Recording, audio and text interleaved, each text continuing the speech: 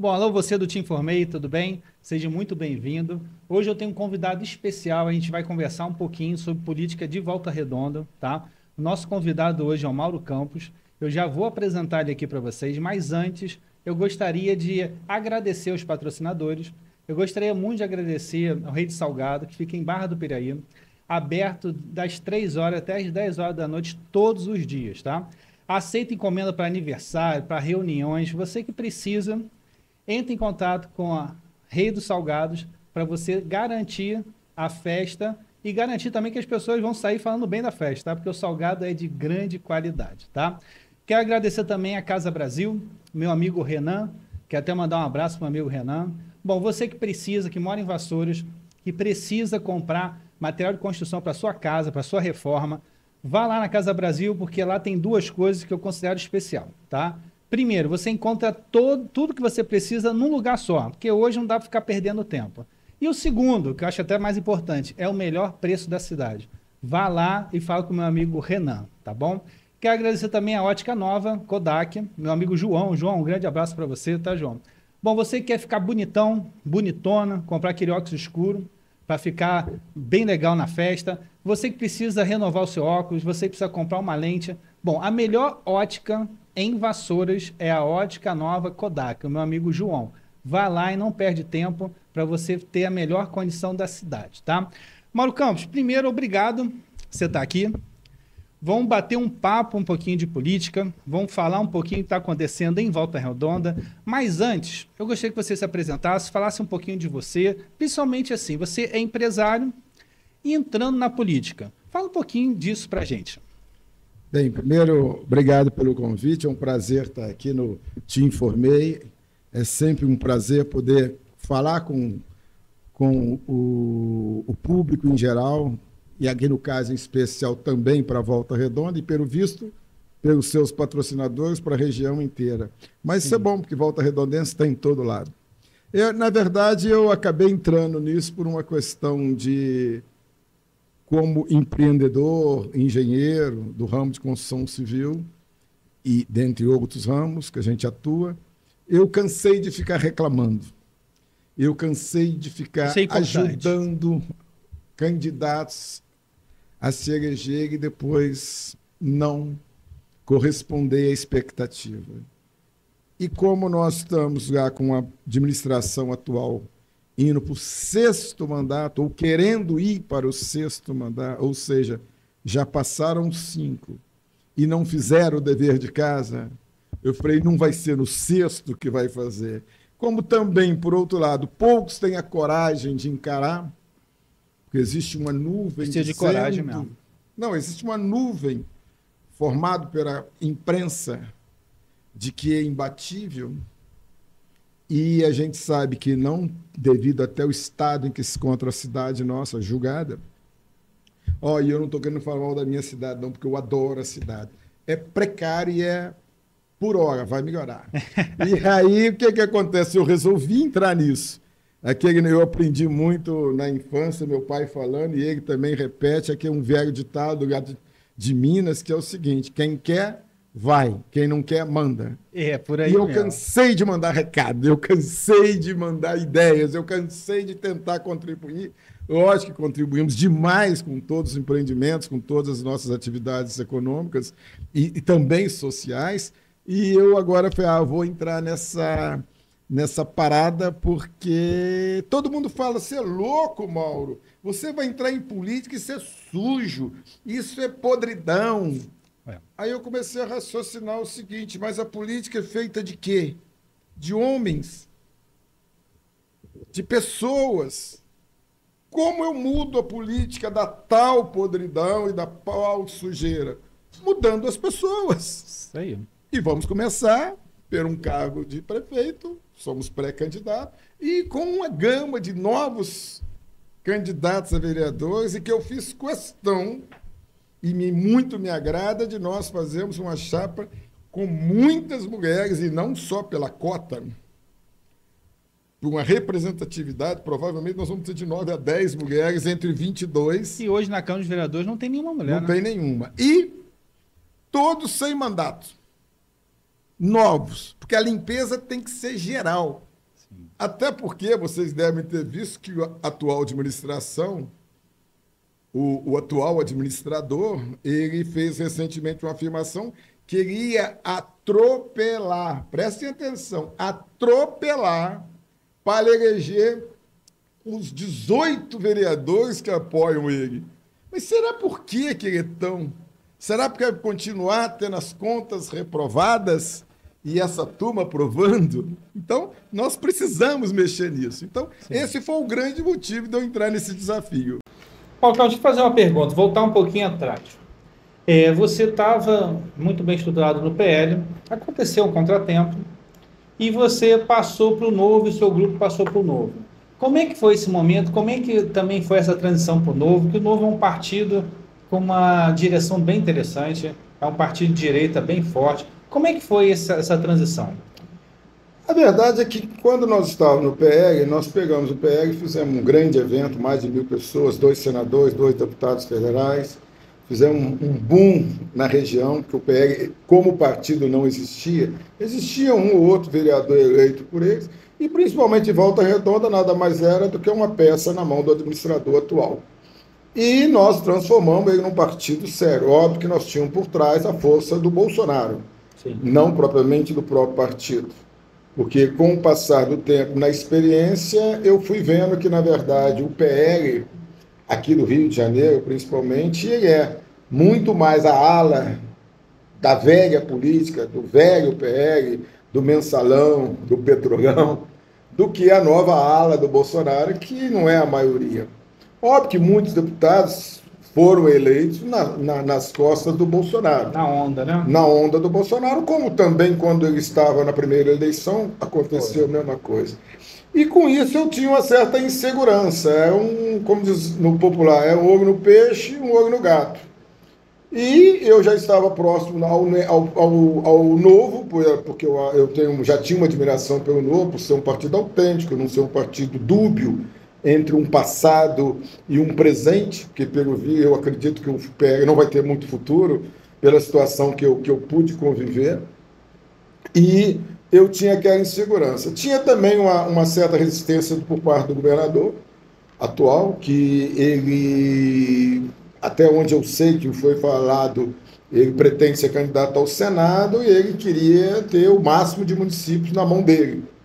Até porque provavelmente ele vai disputar com o próprio Flávio Bolsonaro. E ele sabia que eu, vencendo a eleição, eu seria Flávio e não ele. Nem sei se ele, a imprensa diz até que ele corre de ser preso, tem inquérito, mais um, né? E aí eu estava inseguro. Quando eu vi a coisa apertando, eu acabei sabendo que tinha vindo a ala antiga do PL conversar com o Neto, almoçar na casa do Neto. Eu fiquei muito chateado. Primeiro que é questão até de educação. Se eu tenho um presidente... Respeito, né? Respeito. Mas esse tipo de gente não existe isso. Né? Então, se eu vou chegar num lugar onde eu tenho um representante, eu vou, no mínimo, comunicar. Eu fui convidado aqui para almoçar na casa, nós vamos lá ouvir o que ele está querendo dizer e tal, beleza. Você tem até direito de falar, mas coisa chata e tal, mas pelo menos teve educação. Mas isso geralmente vem de berço, né? Quem não tem jeito, né? Não adquire, é difícil.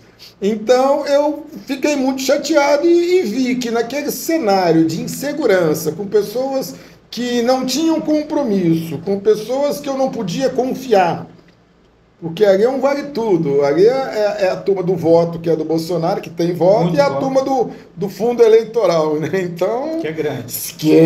Essa é a grande, né? Então, eu não posso correr o risco de passar a janela partidária e ir para uma convenção com o PL com um tipo de gente que eu não posso confiar. Entendeu?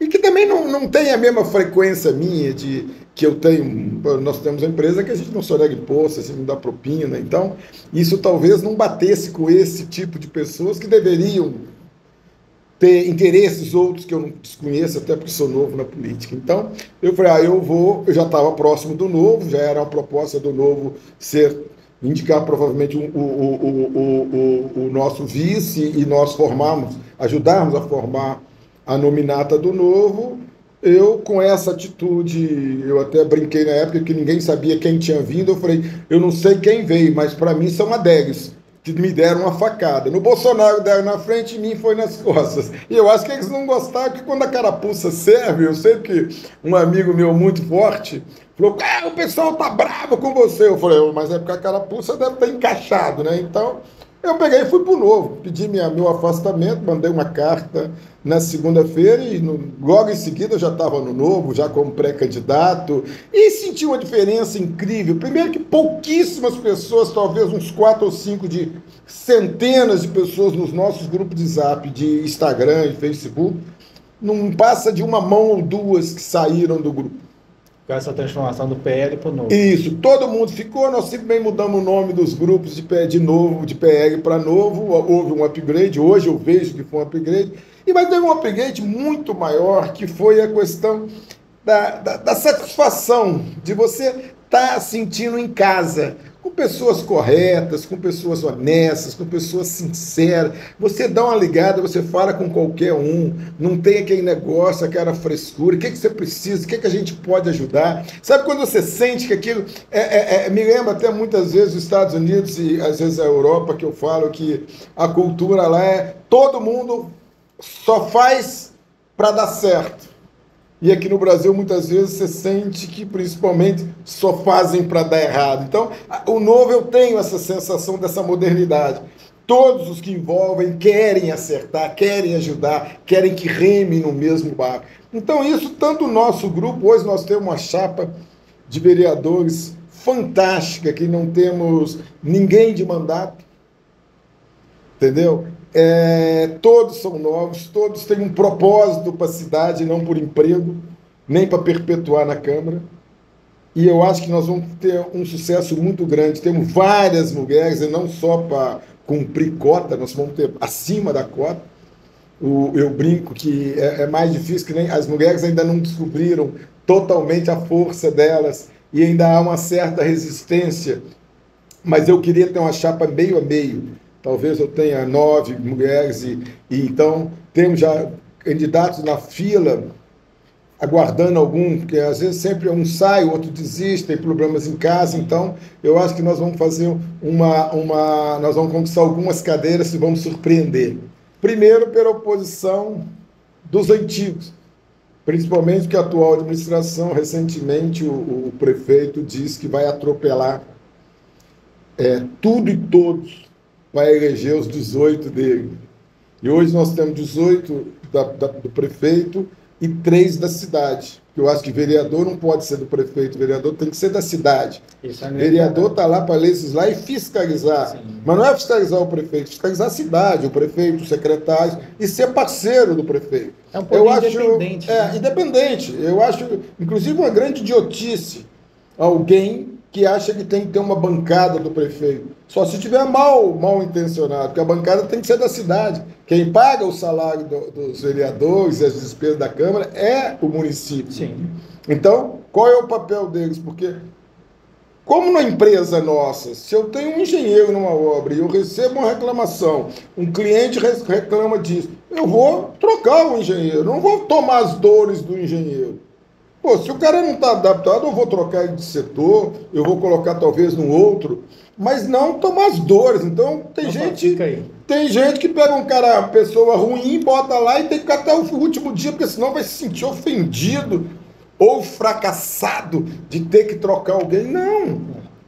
Você com 20... é necessário. Eu brinco que 21 vereadores são 21 co-administradores. Deveriam ser 21 co-administradores, para puxar a cidade para frente, para buscar o serviço público, não para fazer obra. Eu digo sempre que quanto mais obra um vereador faz, mais comprometido ele está com o prefeito.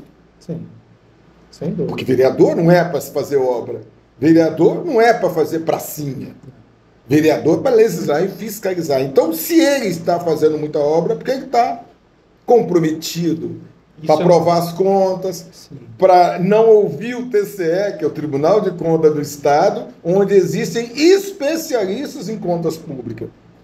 Aí o TCE negativa as contas e os 18 aprovam. Poxa, que coincidência, né? Aí ele tem que atropelar mesmo, porque ele já está prevendo não aprovar as próximas. Olha a loucura do raciocínio. E você que é inteligente, sabe. Se eu quero, do meu lado, quem vai me defender sobre qualquer argumento, inclusive o técnico, aí tem coisa errada. Aí tem coisa para eu costumo pensar. dizer que a política ela é muito importante porque os poderes têm que ser independentes. Eles se completam.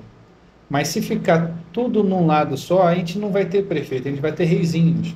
É isso. E isso eu acho que é uma coisa que acontece em muitos municípios. E o objetivo desse canal é falar para que a gente possa entender que o povo entendendo a força que a gente muda. Mas não é o político quem muda, na verdade, é a gente. E deixa eu entrar nesse assunto, eu queria fazer uma pergunta para você. Você é da área privada, uma pessoa muito bem sucedida na sua área, conseguiu, né, várias realizações importantes para o seu grupo e para a cidade também. Mas a administração pública, ela é bem diferente da administração privada. Como é o seu pensamento em relação a isso? Como você vê isso? Que você é um pré-candidato, vamos supor que você venha a vencer. Como é que você está vendo isso, caso você venha a vencer, para você ter essa administração que é diferente da privada? Eu acho o seguinte, primeira vantagem é que você, qualquer um na minha situação, com a experiência que eu tenho de 40 anos na iniciativa privada, e aí não vou ser falso, modesto, com sucesso, Sim. E dentro da legalidade, que você vê que ninguém me pega, assim, porque não tem onde pegar, o que eu estou fazendo?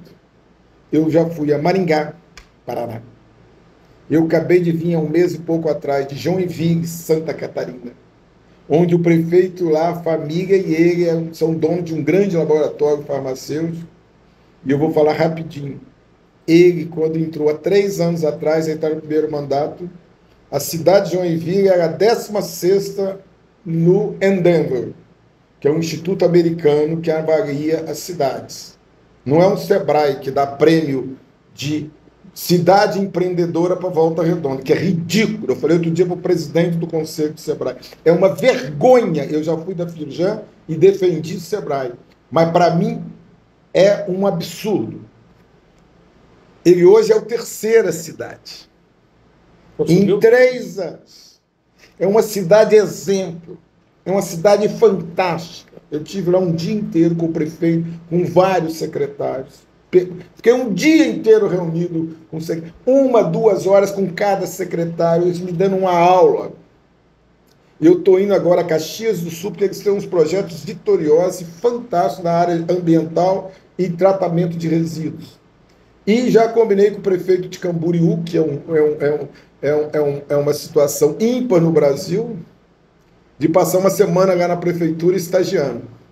Porque eu não posso vir para uma cidade como Volta Redonda, que tem uma siderúrgica despejando imposto, e ficar comparando, não quero desmerecer as cidades, com Barra do Piraí, com Valença, com Vassouras, porque eles não têm essa siderúrgica. Eles não têm o recurso necessário. As pessoas falam, não, mas nós somos melhores. Nós somos nada, perto da quantidade que nós temos. Perto do potencial que nós deveríamos ter se as administrações anteriores enxergassem um palmo na frente do nariz. Mas não enxergam um palmo. As administrações anteriores, e eu tenho tranquilidade de dizer, era aquilo, tem dinheiro, vão gastar, tem dinheiro, vão gastar, tem dinheiro, vão gastar. Ah, não tem dinheiro, vamos pedir para o governo. Cara, cadê o recurso de uma cidade como essa? Você vai a São Paulo, tem centenas de cidades autossuficientes. E nenhuma, ou pouquíssimas, tem uma siderúrgica do tamanho da nossa, que paga os impostos. Potência. Quer dizer, as pessoas não entendem isso. É mais ou menos eu usar um ônibus de luxo, super leito, para carregar 2 pessoas. É o que acontece. E todo mundo acha, pô, mas que bacana, eu tenho um ônibus de luxo, mas carrego 2 pessoas. Então, essa é a visão de Volta Redonda. É uma visão que eu já vi o atual administrador e na associação comercial que eu era presidente dizer: Volta Redonda não precisa de indústria, porque a prefeitura é o maior empregador. Alguém que pegou o dinheiro que era para acabar a rodovia do contorno há 28 anos, 20 e tantos anos atrás, e devolveu para o governo federal, porque a rodovia era iniciada pelo Baltazar. E ainda contou vantagem, eu vi no palanque dizer: quando eu cheguei em Brasília, ninguém sabia como receber aquele dinheiro. Óbvio, porque nunca teve um idiota para devolver o dinheiro. E a rodovia, que ia custar uns 10 milhões, e devolveu 980 e poucos, eu lembro até hoje, custou 70 milhões. Ficou 22 anos trafegando caminhão por dentro de Volta Redonda, recapeando as vias de Volta Redonda, poluindo Volta Redonda, porque era do Baltazar. Um administrador que o Gotardo deixou um contrato assinado na Caixa Econômica Federal de 120 milhões para tratar todo o esgoto de Volta Redonda. Usou uns 5, porque o governo acabou. O atual administrador cancelou o contrato e não tratou. E sabe de onde vinha esse dinheiro? A fundo perdido. Não precisava pagar. E Volta Redonda está jogando milhões de esgoto no Paraíba, em todos os córregos da cidade, porque ele disse que o projeto não era bom. Mas só que as mesmos dirigentes do SAI continuaram no governo dele. Os mesmos técnicos da Caixa Econômica eram os mesmos do governo anterior. Os técnicos de Brasília eram os mesmos. Mas o projeto não era bom. Era dele, que nem faculdade tem. Que não entende nada. De esgoto ele entende. E pegando um pouquinho disso aqui, que você está falando de trabalhar melhor os recursos, né, que tem, né? A cidade que tem bastante recurso. Na área empresarial, uma coisa que geralmente se valoriza muito são pessoas, né? Porque você precisa de pessoas boas para que você consiga fazer um objetivo que você deseja. Sem pessoas boas, nenhum projeto consegue sustentar e andar. O que você poderia dizer para as pessoas, assim, pela experiência que você tem de formar grupos e grupos de formar os seus objetivos, né? O que você poderia fazer com aqueles que são servidores hoje na cidade, caso você venha vencer? Como é que você ia lidar com os servidores? Eu acho que o servidor de Volta Redonda ele vem sendo massacrado nesses anos todos. Mas não é só no salário, é no seu íntimo, no seu sentir. Você sente, às vezes, o abatimento, quase uma tristeza, a grande maioria, quando você vai. Porque o trabalho não é reconhecido. E o que acontece? Entra governo e sai governo, enche de cargo comissionário em cima, e o funcionário que está lá há anos, 10, 15, 20 anos, 30 anos, vê um saláriozinho desse tamanho, e entra outro ganhando 3, 4, 5, 6 vezes, que talvez não saiba nem o que está fazendo lá. E nem se preocupa em saber, porque ele sabe que a atual administração não muda. Não muda, eu botei lá, acabou, não posso mudar. Então, quer dizer, é pior do que a estabilidade do funcionário público. Então, eu acho que a primeira coisa que nós precisamos fazer no funcionarismo público é um diagnóstico da situação e das qualificações dos funcionários. Qual o verdadeiro setor, a quantidade que você precisa em cada cargo e redimensionar esse funcionamento. Vai ser meio que trocar o pneu com o carro andando.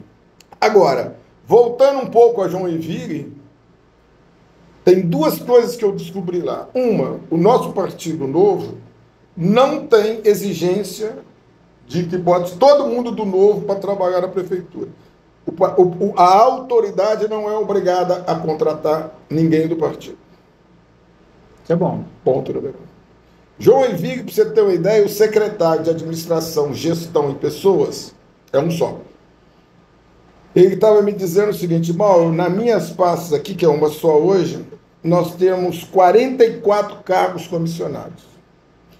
Perguntou para mim: você sabe quantos são meus que eu trouxe de fora? 4.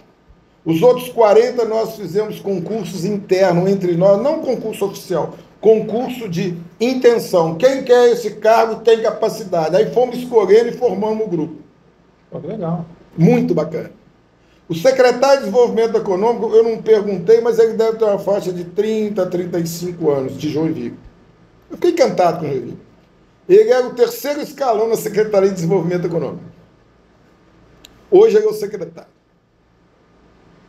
Porque ele foi crescendo, as pessoas foi de dentro crescendo, do grupo já. O prefeito e o próprio secretário foi puxando para cima, o outro ia para outro setor necessário também, e ele hoje é o secretário, um garoto com as ideias que eu não posso dizer agora, mas vocês vão saber. Fantástico o que eles fazem. A questão internacional da cidade. Cara, é coisa... Porque a gente tem que olhar esses exemplos, tem que pegar um avião e caber no banquinho do avião. Entendeu? Então, esse é outro problema. Você tem que andar. Tem um ditado que diz: cobra que não anda não engole sapo. E você tem que saber aprender. Se você não tiver a humildade para aprender, eu comecei aqui dizendo que eu, para convencer o meu pai, eu fiz milhares, centenas de, dezenas de viagens, missões internacionais. Mas para aprender. Não é para ir a passear, gastar dinheiro, o público, o meu, da forma que fosse. Não, era para aprender, era para instituições de ensino, era para universidades, era para governo, era para institutos. Aprender. Entendeu? Então, quer dizer, eu lembro que uma das últimas vezes que eu fui à Alemanha, no instituto, e depois fui à Inglaterra, eu vi muita questão da fotovoltaica. Eu cheguei dessa viagem, a primeira coisa que eu fiz foi botar fotovoltaica no empreendimento nosso em 2015, no meio da crise. Ninguém fazia. Eu fui o primeiro no Brasil a botar fotovoltaica no Minha Casa Minha Vida. Numa outra eu já fiz 3 usinas fotovoltaicas na fazenda de Valença. Todas as nossas atividades são feitas com energia fotovoltaica, energia limpa. Todas as obras, todo escritório, as casas nossas, tudo são 3 mini usinas por cada setor do grupo. Quer dizer, por quê? Porque eu aprendi lá fora, lá atrás, não foi agora que todo mundo faz, não. Agora eu estou fazendo uma comercial junto com o grupo. Entendeu? Então, quer dizer, é diferente. Sim. É diferente de qualquer outro. Até porque eu sou engenheiro. A minha vida é criar, é construir, é fazer o projeto, planejar, pegar o dinheiro, construir, entregar e partir para o próximo. Óbvio que a gente faz 2, 3 às vezes, fazia antes da tua administração. Mas, anyway, de qualquer maneira, a gente está nesse mundo, está no DNA. Como a gente aprende a dirigir, passar marcha, ninguém fica pensando em frear, não. Está no DNA o empreendedorismo e as mudanças, pensar fora da caixinha. Eu achei muito interessante essa colocação que você fez em relação de você estar buscando realmente alguns exemplos positivos, né?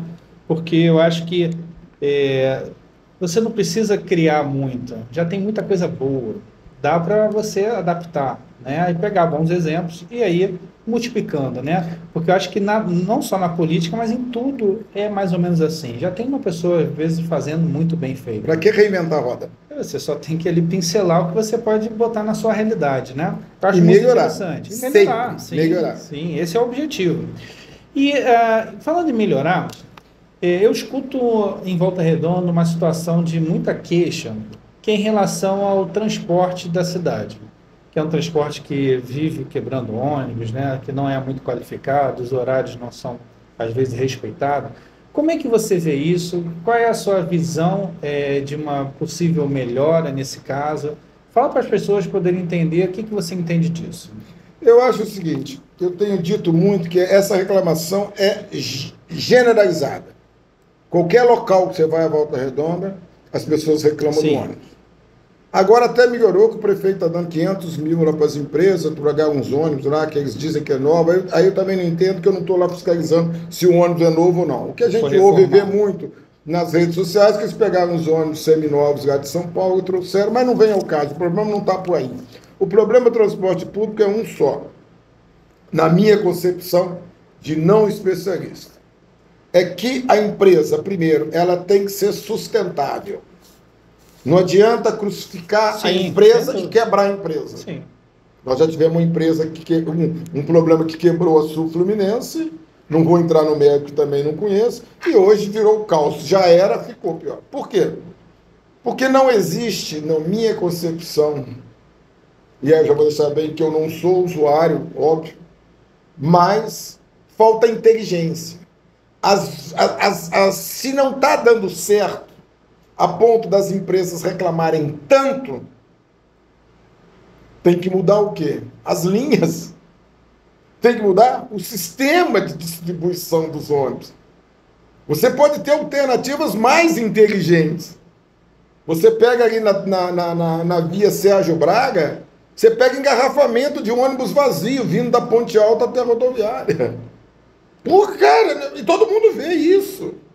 Estou dando um exemplo aqui que é claro que a cidade inteira vê. Ou seja, se não houver inteligência das duas partes, porque tem que haver das duas partes. Hoje o mundo, eu brinco que há 20 anos atrás, você não falava no mundo inteiro via celular, com vídeo. Não existe isso. Agora, por que o transporte tem que estar o mesmo? Igualzinho. Pô, tu trouxe errado. Qual a inovação que as empresas trouxeram para o serviço público? Eu, quando comecei a fazer Minha Casa Minha Vida, eu trouxe parede de alvenaria estrutural. O pessoal fala, isso vai cair porque não tem coluna. Não, é um processo que já existe há muitos anos em São Paulo e no mundo. Eu trouxe. Eu trouxe manipuladora, que era tipo uma carregadeira grande, que botava o tijolo e o material no quarto andar, um tratorzão, tinha 3. Eu trouxe grua, que ninguém usava, para um prédio de 11 andares. Eu trouxe. O empresário. Agora, qual a modernidade que tem? Qual é o controle? Qual o horário que tem no ponto? Eu fui num ponto que tinha um papel lá no Jardim Amaya, escrito os horários da caneta, num papel ofício. Como o proprietário, a empresa, deveria ser a primeira a ter um serviço de excelência para você deixar o carro em casa? É igual a Nova Dutra, parece que é inimiga do usuário da Nova Dutra. Pega um cara para limpar uma taça e bota 3 quilômetros de meia faixa para ele vir limpando placa. Eu falei isso com uma das diretoras da Nova Dutra uma vez, ela ficou brava, depois começou a rir, foi mesmo, nunca ninguém falou isso. Se eu sou do setor público de transporte da empresa, eu ia querer a minha empresa zerada, com ar-condicionado, com horário, mas para isso eu tenho que mostrar para o meu motorista que ele está naquele ponto 7h11. Você tem isso aqui hoje que já te dá a direção do coisa? Tinha que ter já um horário já definido. Cara, por que no mundo inteiro tem? Sim. Em algumas cidades mas tem engarrafamento. Tá, o dia que tiver engarrafamento, você vai relevar. Na Volta Redonda só tem engarrafamento a priori e na hora de saída ali. Então, precisa disso. E precisa da parceria do setor público. As pessoas falam, mas como você consegue fazer um apartamento desse por esse preço? Com piscina, com isso, com aquilo. Racionalização. Inteligência. Diminuir custo, né? Digital, o mundo é digital.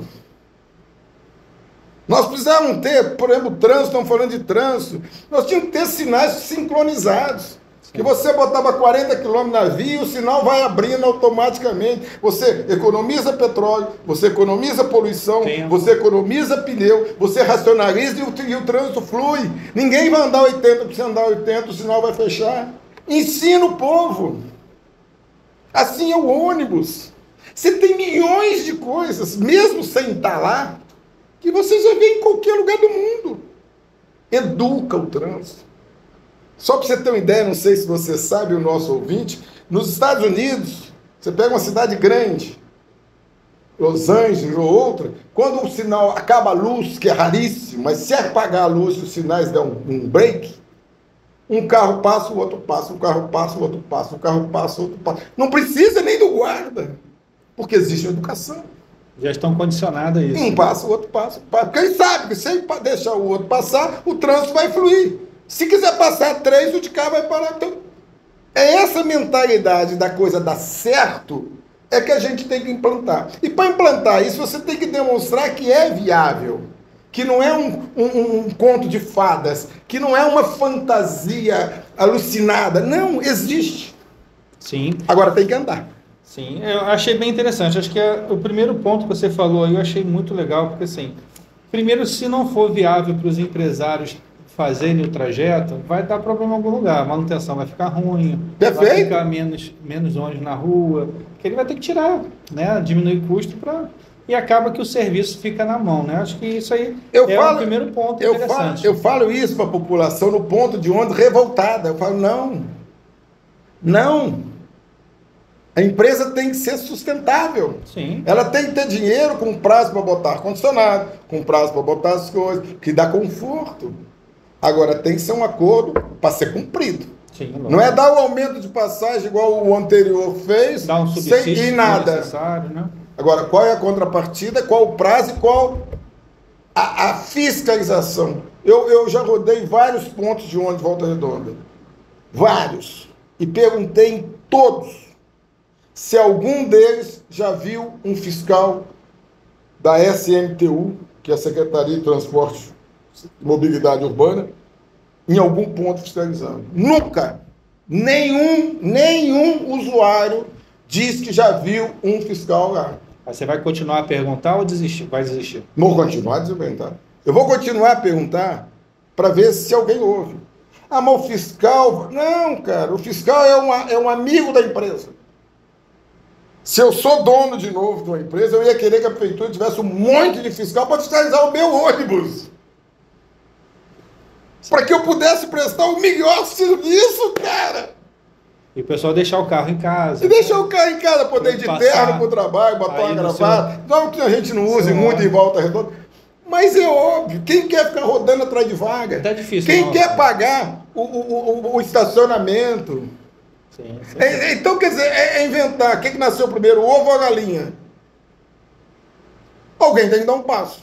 Sim. E quem tem que dar o passo? Na meu ver, é o setor público. Sim. Ah, mas o cara vai entrar na justiça? Não. Se você for para a justiça com um argumento técnico, lógico e inteligente, ninguém derruba. Porque é bom para os dois lados. Agora, a vontade tem que ser de acertar. Acho que é isso que é importante, vontade de acertar. E deixa eu fazer uma pergunta para você. Eu tenho visto a sua rede social, eu tenho visto também muito você abordar algumas obras, você dá, né, algumas orientações de obra, que você conhece um pouquinho dessa área, né? Bom, o que você vê dessas obras que estão um pouco paradas? Como é que você deveria ser feito? Caso você vença, como é que você tocaria uma obra na cidade de Volta Redonda em algumas áreas específicas? Eu vou começar pela situação que já foi triste, que hoje é quase motivo de chacota. A obra da 33. Ali tá difícil. Aquela obra, aí você tem uma mão dupla. Eu já cansei de falar isso. O que você tinha que fazer? Pegar 2 quadras, fazer tudo em 2 quadras, em uma daquelas vias. E a outra tira o estacionamento e bota a mão dupla. Deixa rodar. Acabou ali? Você vai para frente. Libera essa já pronta e vai para frente. Aqui já é para estar pronta há muito tempo por um preço muito menor. Porque se existe um fator que é decisivo no preço de uma obra, é prazo. Tempo, né? Aí o pessoal fala, mas como é que você faz? Como vocês fazem 500 apartamentos em 24 meses, 26 meses? Quer dizer, 2 anos e pouco. Tem gente que não consegue fazer nenhuma casa. Prazo. Planejamento. Eles começam a obra. Aquilo que eu falei, tem dinheiro Vai. Manda aqui. E sem contar quando só tem 2 empreiteiras, sempre as 2. Porque a obra, na verdade, é do Estado. Então são 2. A da 33 já passou não sei quantos empreiteiros. A outra, pecado, como diz outro, mortal. de uma administração de obra é o famoso, que até eles gostam muito, ele conta a vantagem, cara, eu fico olhando aqui, como é que é ridículo. É baratinho. É a história do baratinho. Ah, o meu é baratinho, mas dura 3 anos a obra de uma creche, de um colégio, 5 anos. É para durar 30, 40. Ah, o asfalto, então. Ah, mas o asfalto pôs a empreita. Não, cara, você tem especificação. Ah, mas é o menor preço. Balela. Ou é burrice, ou é balela. Porque você pode especificar o material. Eu tenho uma camada de 3 centímetros, mas qual a composição daquele asfalto? Qual a base que está colocada naquele asfalto? Qual a granometria do que está a base aí para resistir àquele tipo de trato? Não importa se aí o asfalto vai custar 400 e durar 8, 10 anos, ou se ele vai custar 320 ou 280 e vai durar 6 meses. Onde está o mínimo de inteligência? E a licitação é: eu quero um asfalto com garantia. Eu nunca vi uma coisa dela. Eles põem um asfalto, mas a empresa não dá garantia. Sabe por que não dá garantia? Porque o que eles compram não tem como dar garantia. Não vale, né? E você me fez lembrar uma situação. Eu fui empresário na Amaral Peixoto durante 10 anos. E você falou uma coisa que realmente eu vi. Eu vi algumas vezes o asfalto ser refeito ali. E aonde fica o ponto de ônibus, rapidamente começava já a fazer aquela marca dos ônibus, né? Com a do peso, de frear, né?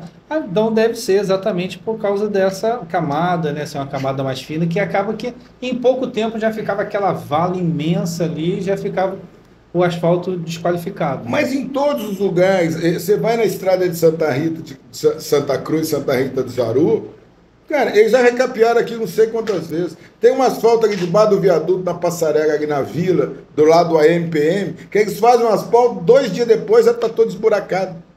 Por quê? Você vai na estrada ali de Pinheiral, ali do lado do Pinheirão até o trevo da Contorno, é direto, vai lá, está tudo esburacado. Por quê?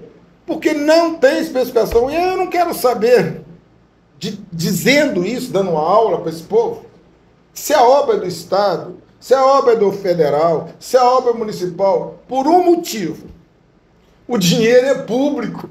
E dinheiro público não é público, é nosso, cara. E é duro. As pessoas não percebem que dinheiro público é nosso, cara. Não é para ser jogado fora com uma empreiteira só ou com 2. Você trocar uma calçada de uma cidade, igual Volta Redonda fez, botando bloquete, que é o fim do mundo, que já está nascendo mato, que ninguém vai fazer a manutenção daquilo. Numa cidade que não tem água, quantos milhões foram gastos em calçada? Eu vi calçada nova ser quebrada, da dona de casa chorar. Eu tenho um amigo que é empreiteiro disso, de quase ter que bater nos trabalhadores, porque ela tinha acabado de fazer a calçada. Para quê, meu Deus? Para quê? Com a cidade, com a carência que tem em Volta Redonda, com a saúde caótica, com a educação que não tem comparação. Então, quer dizer, são coisas que dependem de uma visão que não pode ser a de um palmo na frente. Eu sou a favor, e nós vamos fazer, chegando à prefeitura, um planejamento para os próximos 10, 15 anos para Volta Redonda, para que os próximos prefeitos possam seguir os marcos de projetos estruturantes. Porque sem isso você não consegue. Você imagina você fazer uma obra em que você possa ter a certeza que você vai fazer 4 anos, que o próximo vai fazer mais 4, que o outro vai fazer mais 4, e o outro vai fazer 12 anos, porque aquela obra é estruturante e está planejada para durar 12 anos. E quando chegar no final dos 12 anos, se possível, vamos 4 prefeitos inaugurar, cara, e falar: eu fiz a minha parte. Porque a minha obra é fazer a primeira parte. A minha obra é fazer a terceira parte. Mas será que eu cumpri o compromisso com a minha cidade, não com o meu desejo. Sim. Eu acho essa visão a correta. Mas você acha que isso é possível de acontecer? Vários prefeitos passarem e finalizarem a obra do primeiro e finalizar a obra do segundo? Você acha que isso pode vir a acontecer na cidade de Volta Redonda? Eu acho não. Eu acredito piamente. Primeiro, que todos já partem da premissa que não vai fazer. Então isso tornou banal para a população. Ver parar um projeto de esgoto contratado, ver não terminar uma rodovia do contorno, ver não ter cuidado do aeroclube, da pista, quando entrou, e deixar nós perdermos o aeroporto, que cidade nenhuma no mundo se desenvolve sem o aeroporto. Eu tenho certeza que um dos possíveis motivos da CSN tirar o escritório daqui e levar para o Rio foi porque aqui não tinha aeroporto. Porque o aeroporto servia de visita de empresários, de fornecedores. Sim. Então é o palmo. É o palmo. O palmo pode ser de 5 coisas boas para você realizar, ou pode ser 5 burrices para você ter feito em 5 mandatos. Então, quer dizer, são prejuízos que você compara. Eu falo muito. O que era Pinheiral? Nada, nem era. Piraí, Porto Real, nem existia. Coatis, Resende, Itatiaia. Miguel Pereira agora recentemente. Mas não está na nossa área de influência direta. Antes do atual administrador assumir a prefeitura. Nada. Eles ganharam tudo? Não, nós perdemos. Graças a Deus para essas cidades, de alguma forma houve um certo socialismo, porque eles todos puderam crescer, e nós agarrados no comércio, e na educação, e no serviço, porque não tem interferência municipal. Porque se tivesse também não ia. Porque todas as dificuldades são colocadas. As perseguições, as fiscalizações de perseguição. Então, quer dizer, são coisas que a população precisa saber. Que a população... Aí você vai dizer, mas o mal está revanchismo. Não, eu estou abrindo o olho. Eu tenho um vídeo que chama Acorda Volta Redonda. E é exatamente isso que nós precisamos fazer. Acordar e saber que atrás do que nós temos existe um futuro. E é exatamente isso que a gente tem que ir em busca realmente. Em relação desse histórico que você vem falando, então você entende que a mudança, né, ela vai vir muito pelo eleitor, que é o ato, na verdade, que eu acredito, até o fundamento desse canal, porque eu acho que esse canal ele tem o fundamento dos eleitores entenderem e cobrarem aquilo que é importante para o seu município, porque a eleição municipal, no meu ponto de vista, é a mais importante, que vai lidar com a sua saúde, com o seu transporte, com o emprego, e todas as coisas que do nosso dia a dia, praticamente tudo é municipal. Então, a gente precisa muito.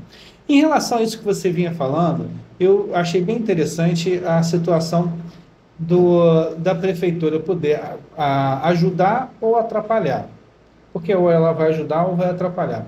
Caso você venha a vencer uma eleição, como é que vai ser o seu olhar para empresários de Volta Redonda e também para captar empresários fora de Volta Redonda, para conseguir fazer uma força, né, para trazer emprego, trazer desenvolvimento e fazer Volta Redonda ter cada vez mais desenvolvimento? Isso é muito simples, na minha visão. Talvez eu seja um pouco simplista por ser essencialmente desenvolvimentista. Mas eu digo o seguinte, eu vou fazer uma pequena comparação. Há uns anos atrás, eu conheci um delegado da Polícia Federal, o Marcelo Itagiba, foi secretário de Segurança. E na época eu fui diretor da Federação da Indústria, da Firjan.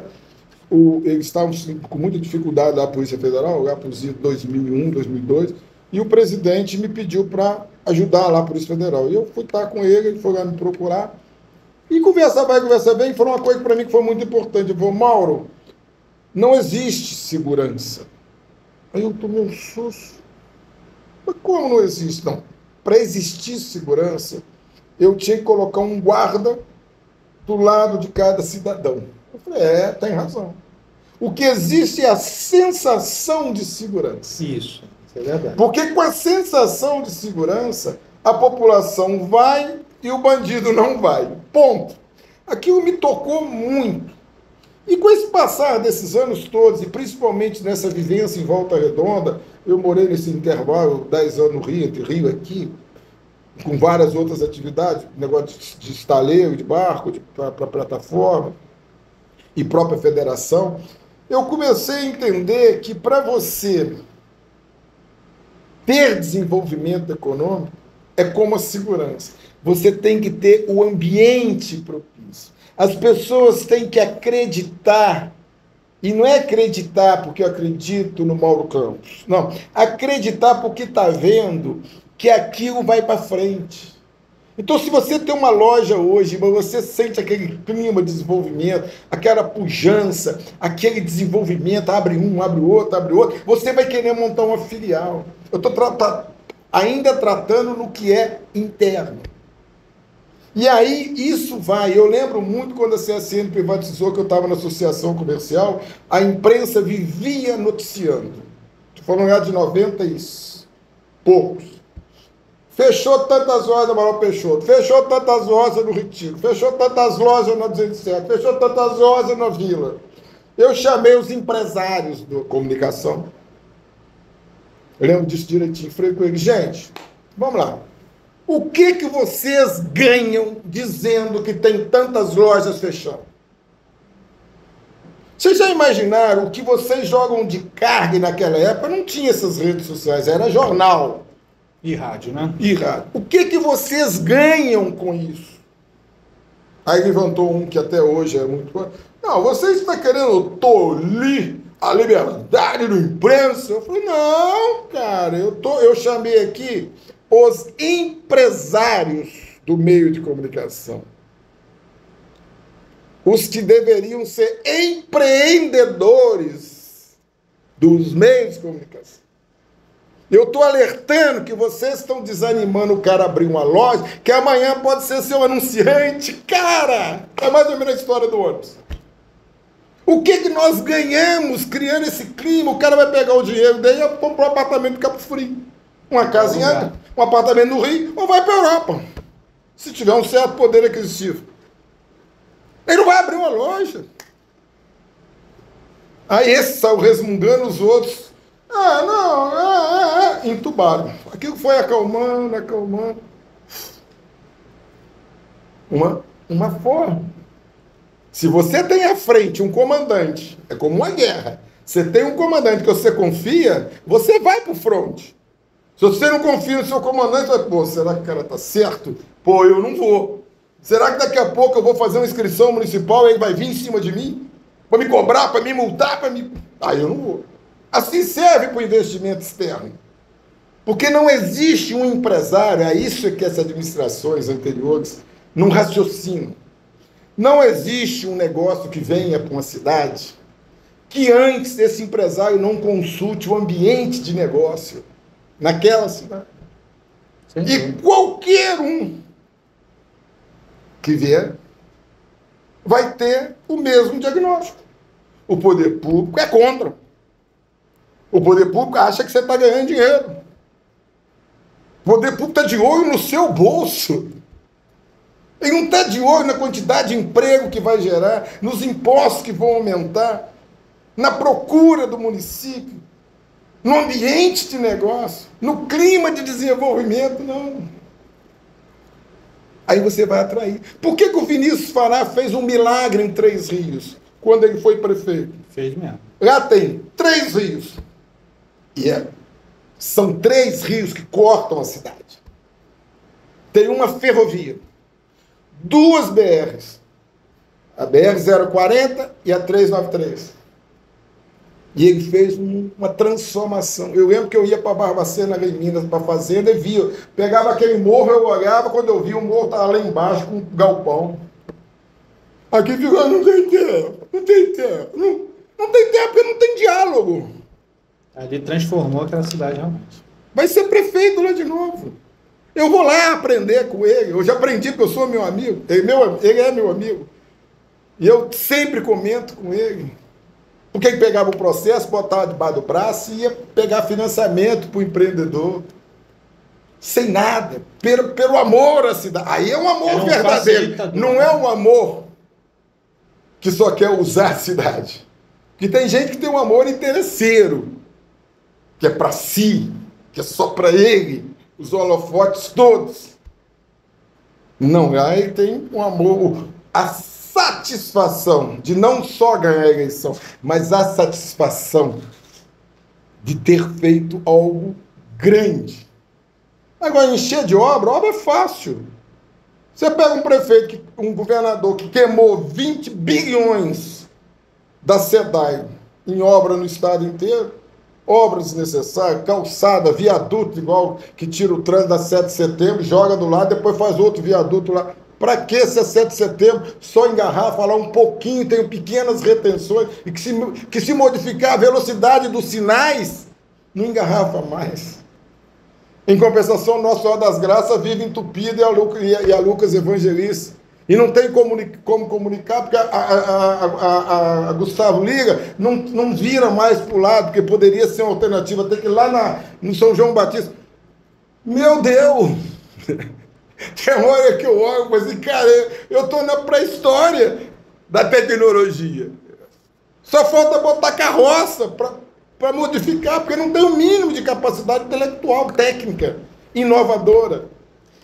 Então, assim, conversando com você aqui, você acha que o seu grande diferencial é você trazer para a administração pública uma visão empreendedora, de você conseguir fazer o que se faz, né, na parte privada, que você olha todos os lados, né, para você poder ter menor prazo, menor custo, para fazer o melhor preço, e você conseguir vender com maior facilidade as unidades. Você acha que o seu maior trunfo é trazer para uma gestão pública esse tipo de entendimento?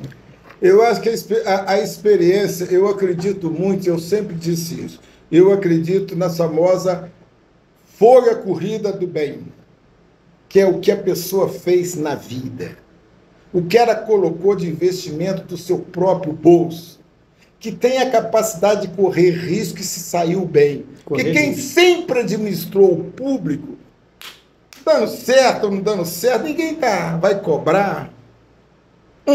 E segundo, é a questão da certeza que nós temos 3 pilares, que é a base de tudo que eu estou fazendo. É a esperança de que pode mudar e que vai mudar. 2, a fé de persistir, perseguir os objetivos e o propósito. E 3, diálogo.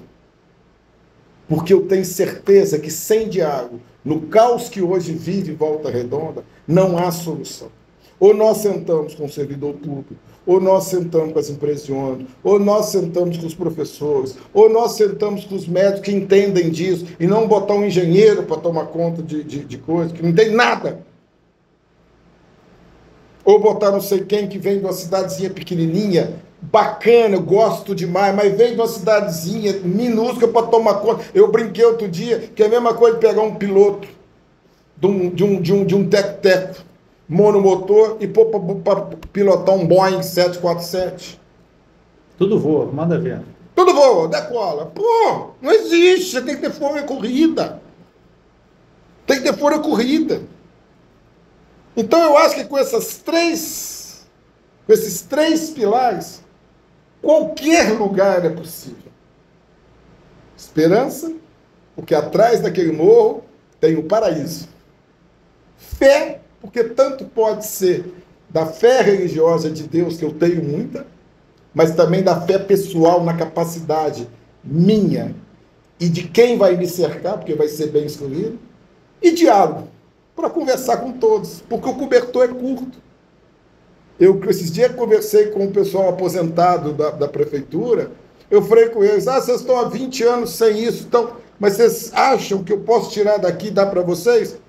E tirar da escola, tirar da saúde, tirar de onde? Agora nós vamos fazer igual massa de pastel, fazer que isso cresça. E depois gerar riqueza, para dividir riqueza. E não ficar compartilhando miséria, que é o que a gente vive hoje. Mauro, assim que eu botei nas redes sociais, que você viria aqui no Te Informei, eu até abri para algumas perguntas serem feitas, né? E eu vi muitas perguntas em relação à saúde de Volta Redonda, até algumas sugestões. Falou assim, ele visita muito, fala para visitar o hospital falou até o nome, mas eu esqueci aqui. Do Retiro. Do Retiro. Fala para visitar o Hospital do Retiro. Bom, como é que você entende essa área, até para responder essas pessoas que estão um pouco preocupadas em relação à saúde? Como você vê a saúde?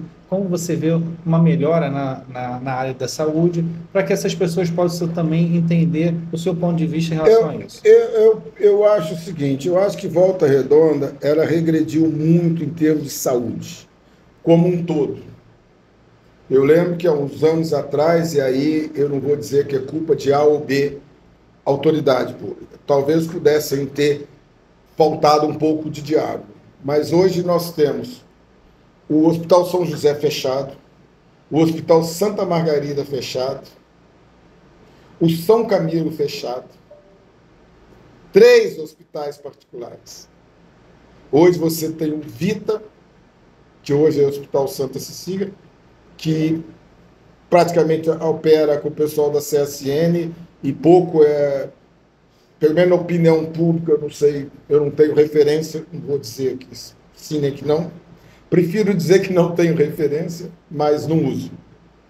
Você tem um pequeno hospital na subida do Laranjal, que é novo, que está tentando fazer a parte, viver bem, e você tem a Unimed particular bombando. Você vai lá hoje, demora 3, 4 horas para ser atendido, porque não comporta. E é um hospital gigante. Gigante, mas não adianta. Sim. Você tem público o São João Batista e o Retiro. E a propriedade do Santa Margarida, que hoje é da prefeitura, que foi uma das coisas que o Samuca fez numa negociação que eu achei interessante, que poderia estar funcionando. Então, o que acontece? Olha a regressão, e você tem uma população que nessa época que tinham esses hospitais, para hoje, nós tínhamos lá 220 mil, 230 mil habitantes, hoje nós temos 260. Isso se tivéssemos 220, que eu não tenho esse número. 260 mil. E a saúde particular murchou, vamos chamar assim. Esse público foi para onde? Foi para a rede pública. Primeiro, o plano de saúde está caríssimo. Estou falando para a população porque é para nós. É caro hoje. Porque o custo é caro da medicina. E você tem o SUS através da rede pública administrada. Então, o que acontece? Não tem, você só tem alternativa, que já deveria ter sido feita, que é a implantação do Santa Margarida. Ah, mas é um hospital antiquado, em prédio. O bom é ele plano. Mas a Unimed é em plano, é vertical. O Retiro é vertical. Não adianta. É o que tem, que está pronto. É o que está pronto. Não foi feito. Por quê? Como todos os outros casos que eu já narrei, era do Samuca que comprou. Aí não precisava. Então hoje você tem um caos. Junto com a epidemia de dengue e parte de Covid agora, virou um caos. A solução vai ser, talvez, incentivar hospitais particulares que venham para cá. Não importa se vai dar isenção, se vai... Não importa, são vidas que tem ali e que estão se perdendo. E no setor público, emergencialmente, e recuperando paulatinamente o hospital Santa Margarida. É bem localizado, é um ponto estratégico, está no aeroporto, está aí na conjunção da radial com quem vem do aterrado, quem vem do Retiro. É um ponto estratégico, talvez o melhor ponto para um hospital de Volta Redonda. Tem ônibus, tem transporte público de todas as linhas, muitas passam por ali. Ah, não tem recurso. Recupera o primeiro andar, depois o segundo, depois o terceiro. Em vez de recuperar uma UPA, que fica lá 3, 4 anos, igual o CRAS do Conforto, não sei quantos anos fechado, e tantos postos de saúde fechados. Por que isso está fechado? E quando abre não tem médico? Por que o Hospital do Retiro, do Santa Margarida, não virou primeiro um CRAS? Ah, eu esqueci do CRAS aterrado, que tem também lá, pequenininho, mas tem. Então, quer dizer, por que não foi implantado? O primeiro andar é um CRAS, o segundo outro, o terceiro outro, vai paulatinamente, você vinha solucionando. O problema é a vontade política de encarar o problema. Por quê? Porque precisa planejamento. Se você não sabe aonde você vai chegar, qualquer caminho serve. E se você pega o caminho errado, quanto mais rápido você for, mais longe você está do seu destino. Piora, né? É o que acontece muitas vezes, doutor. Nós estamos no caminho errado. E se acelerar, você vai ficar mais longe do destino. E qual é o destino? É o bem-estar da população.